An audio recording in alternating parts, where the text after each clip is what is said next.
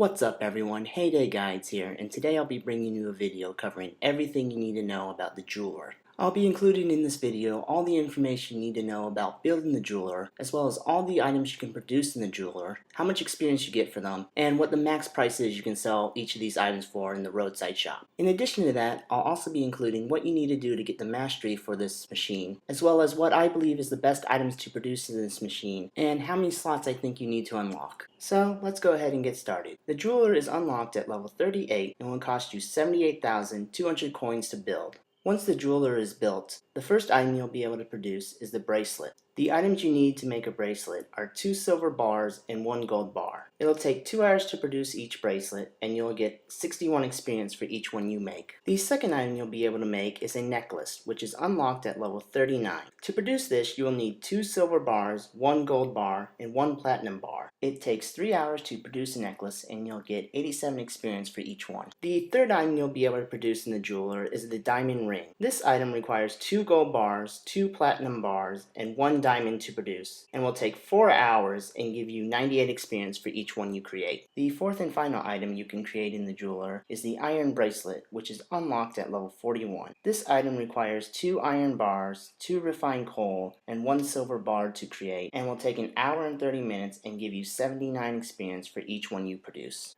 Now let's move on to what you need to do to get the mastery for this machine. To get the mastery for the jeweler, you will need to use the machine for a certain number of hours to get each of the 3 stars. To get the first star, you will need to use the jeweler for 70 hours. And once you have done that and unlocked your first star, you will get your first bonus for the jeweler, which is you will receive 10% more coins from all goods from the jeweler that you deliver in truck deliveries. To get the second star, you will need to use the jeweler for another 280 hours. And once you have completed that, you will unlock your second star and second bonus, which is you'll receive 5% more experience from all goods from the jeweler that you deliver in truck deliveries. The third and final star is unlocked by using the jeweler for another 1,120 hours. And once you have done that, you will unlock the mastery for this machine, as well as your third bonus, which is all goods will be produced 15% faster in the jeweler. So, in total, you will have to use the jeweler for 1,470 hours to get all 3 stars and unlock the mastery for this machine.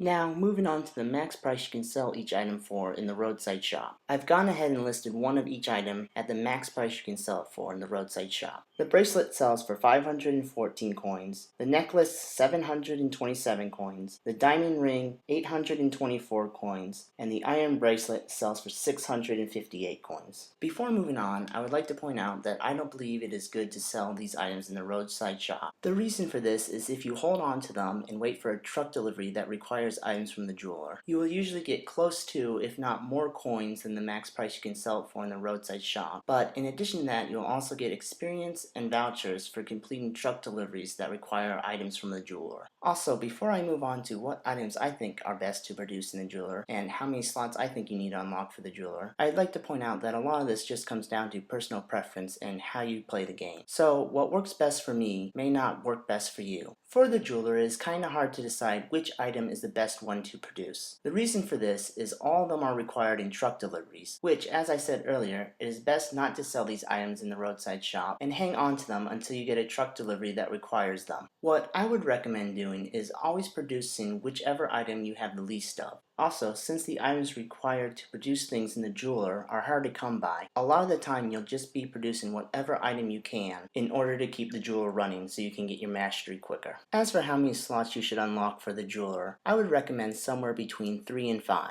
If you only unlock 3, this means that you can keep the machine running overnight as long as you put items like the diamond ring and necklace in there, which have higher times to produce. If you choose to unlock 5 slots, you can then put any item in there to produce overnight and have your machine continuously running so that you can get your mastery for this machine quicker. So there you have my thoughts on what I think is the best items to produce and how many slots you should unlock for this machine. Feel free to leave a comment if you tried my recommendations and they work out well for you, or even if you have your own recommendations on the best item to produce and how many slots to unlock. Also, that's going to wrap things up for this video, as that's everything you need to know about the jeweler. Other than that, hope you guys all enjoyed the video and found it helpful. Be sure to leave a like if you did, and if you haven't already, be sure to subscribe for more videos like this, as well as other guides, walkthroughs, and even some free diamond giveaways. Finally, as always, thanks for watching everyone.